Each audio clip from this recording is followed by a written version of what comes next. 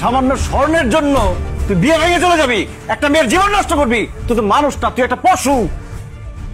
এই তুই মারা গেলে স্বর্ণ গয়না কি তোর সাথে যাবে? এই স্বর্ণ গয়না নিয়ে কি তুই কবরে যাবি? আমি তোরে স্বর্ণ গয়না সব দিতেছি, তারপর তুই বিয়ে না করে এখান থেকে যেতে পারবি না। শিরিন, তোমার স্বর্ণ গয়না সব খুলে দাও তো। কি বলতেছো? আমার স্বর্ণ গয়না খুলে দিব কেন? তোমার এই গায়ের গয়নাগুলো আমি ফকিনের বাচ্চারে দিব, কারণ এই ফকিনের বাচ্চায় গয়না ছাড়া বিয়ে করবে না। আমি মহসিন বাইচা থাকতে আমার সামনে গয়নাগাটির জন্য একটা মেয়ের বিয়ে ভেঙে যাবে, এটা আমি হইতে দিব না। দাও তোমার গয়নাগাটি খুলে দাও।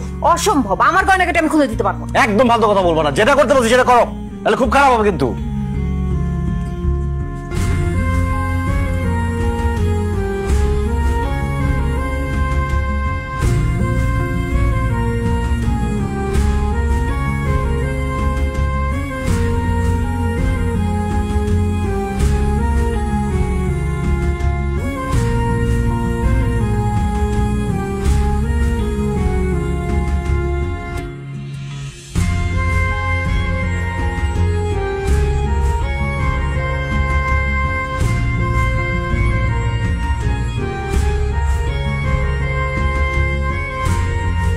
স্বর্ণ গয়না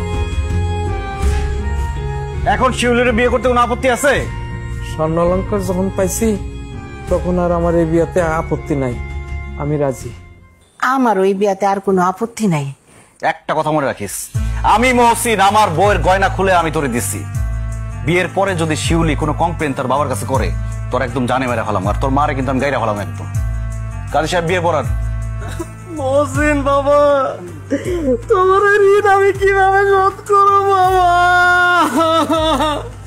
তুমি আজকে আমার মান সম্মান বাঁচাইল না বাবা।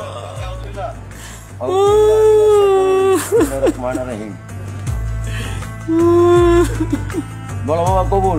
যেই শুনি কবুল।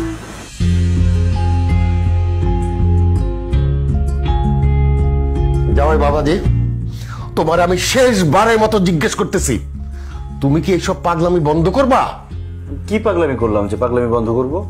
কি পাগলামি করছো তুমি জানো না? হ্যাঁ, মানুষের প্রতি তোমার এত দয়া কেন? তুমি তো পারলে তোমার বাড়ি ঘর সবকিছু মানুষকে দিয়ে দাও। তোমার বউ আমার মেয়ে, তার গায়ের থেকে গহনা খুলে তুমি আরেকজনকে দিয়ে দিছো। কোনো সুস্থ মানুষ এগুলো করতে পারে? আব্বা, গহনাগুলো না দিলে মেয়েটার বিয়ে ভেঙে যেত, মেয়েটার জীবনে একটা কলঙ্ক লাগতো, তার সারাটা জীবন নষ্ট হয়ে যেত, মেয়েটার বাবার মান সম্মান যাইতো, দুঃখ কষ্টে মেয়েটার বাবা মারা যেতে পারতো, এমনকি মেয়েটা আত্মহত্যাও করতে পারতো। আমার কিছু গহনা দেওয়াতে মেয়েটার বিয়ে হয়েছে, মেয়েটার বাবার মান সম্মান পাচ্ছে, মেয়েটা একটা সংসার পাইছে। আপনার তো আমাকে ধন্যবাদ দেওয়ার কথা, তা না বলে উল্টা আপনি বলতেছেন আমি পাগলামি করতেছি। অবশ্যই তুমি পাগলামি করতেছো, তুমি একটা আস্ত পাগল। কি বললো শিরিন? আমি পাগল? হ্যাঁ, অবশ্যই পাগল। কারণ তুমি পাগল না হইলে ঘরের মধ্যে ফকির মিসকিন ডাইকা নিয়ে আসতা না। তুমি যদি পাগল না হইতা তাহলে নিজের বউয়ের রক্ত আরেকজনকে দান করাইতা না। তুমি যদি পাগল না হইতা আমার গয়নাগাটি সবকিছু খুলে আরেকজনকে দিয়ে দিতা না। আমার প্রতি তোমার কোনো মায়া ভালোবাসা নাই, তোমার সব মায়া ভালোবাসা হচ্ছে বাইরের মানুষের প্রতি। অনেক হয়েছে, আর না।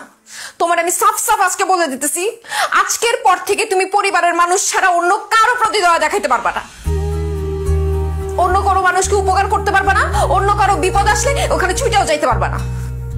নিজেকে নিয়ে থাকবা, নিজের বউ নিয়ে থাকবা, নিজের পরিবার নিয়ে থাকবা। আমার মেয়ে ঠিক কথাই বলছে।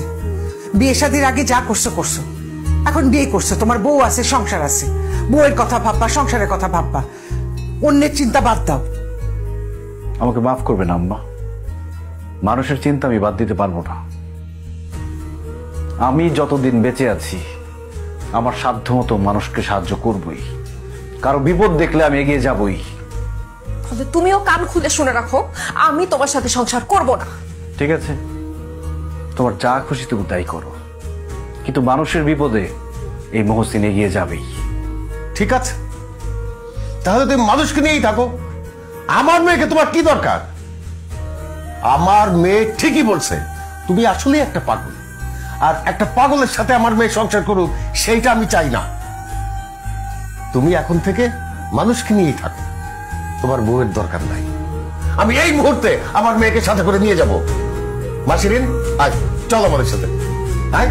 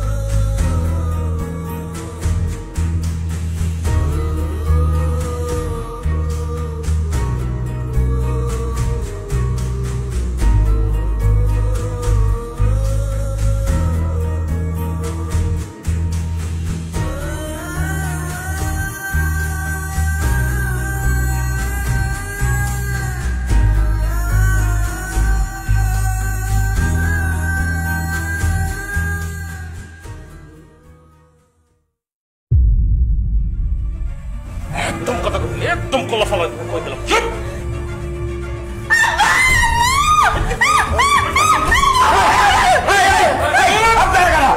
আমার বাড়িতে কেন হচ্ছেন? আমরা ঢাকায় খবরদার একটা কথা কবি না, কথা কইলে একদম জানে মেরালাম। আমাদের ছেড়ে দাও বাবা, আমাদের কোনো ক্ষতি করো না, আল্লাহর দোহাই লাগে। ঠিক আছে, কোনো ক্ষতি করবো না। বাসার আলমারির চাবি দেন, তাড়াতাড়ি দেন। টাকা পয়সা স্বর্ণ গয়না সব লয় আমরা জামগা, আপনাকে কোনো ক্ষতি করবো না, চাবি দেন। বাবা রে, আমার শাশুড়ি আমার গয়নাগুলো দিছে, ওইগুলা নিও না বাবা, আল্লাহর দোহাই লাগে, ওইগুলা নিও না। একদম চুপ কর, যা কইছি তাড়াতাড়ি কর। আলমারির চাবি যদি না দেস তোদের ঘাট থাকবে, এমন কোপ দিব কল্লা থাকবে না। চাবি দিয়ে দাও, চাবি দিয়ে দাও, চাবি দিয়ে দাও।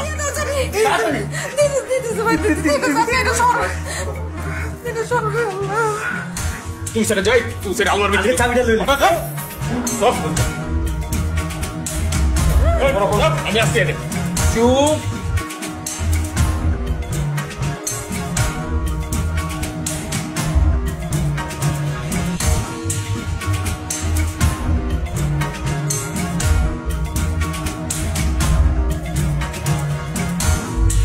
তাড়াতাড়ি কর, তাড়াতাড়ি কর।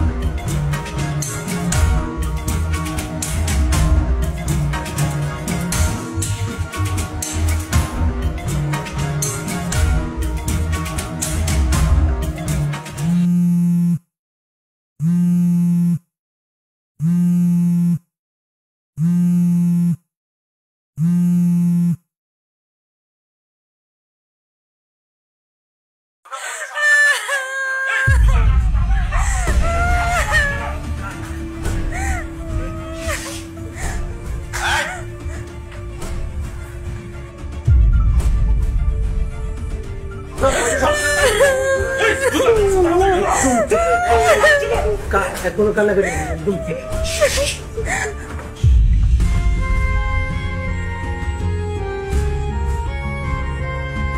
বাবা বলছেন দেখো বাড়িতে টাকায় পড়ছে, আমাদেরকে বাঁচাও বাবা, বাঁচাও। এই তুই একলা এসে জগরে বাঁচাইতে, তোরে বাঁচাইবো কেনা? হ্যাঁ, আমি একলা আসি নাই। একলা আসনি কাটে লিউস।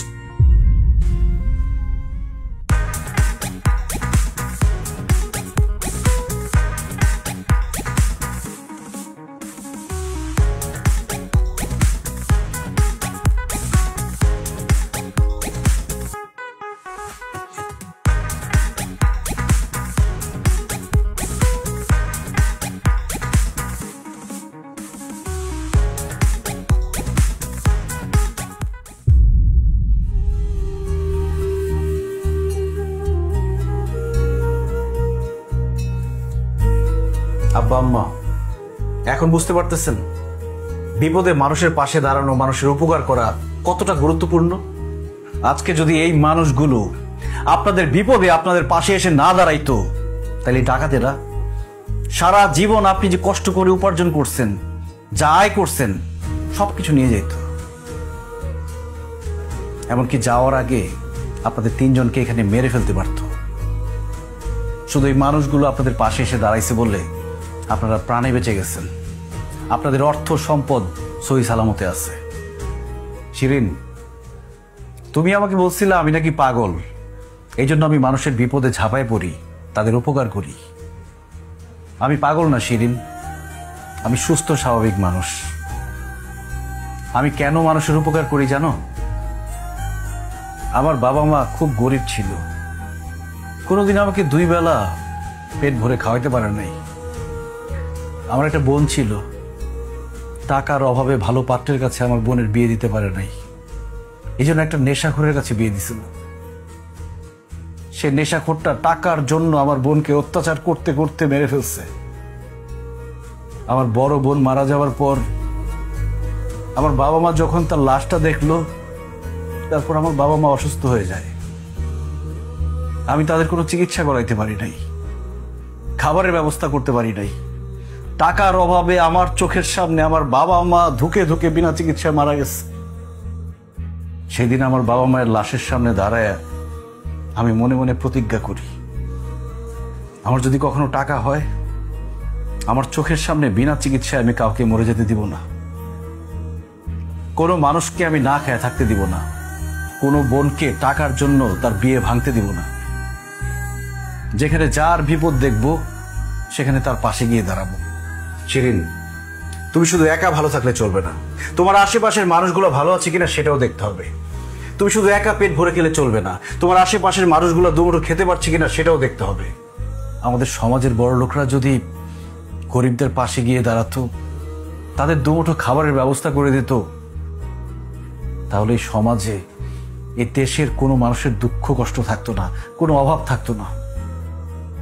না খেয়ে একটা মানুষও মারা যেত না, বিনা চিকিৎসায় কেউ মারা যেত না। দেশের মধ্যে চুরি, ডাকাতি, ছিনতাইকারী সহ সব ধরনের অপরাধ কমে যেত। কারণ মানুষ জন্ম থেকে চোর, ডাকাত, ছিনতাইকারী হয়ে জন্মায় না।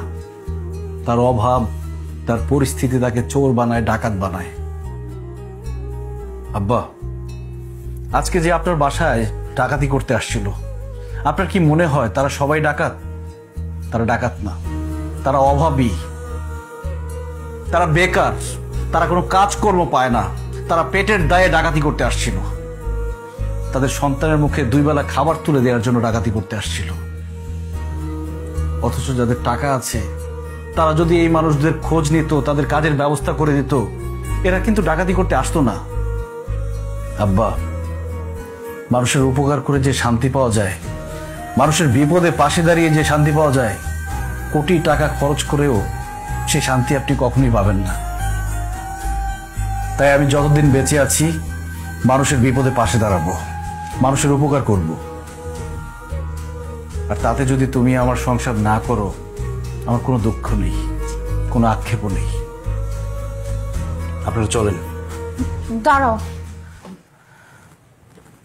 আমি আজকে বুঝতে পারতেছি তুমি কত বড় মনের একজন মানুষ।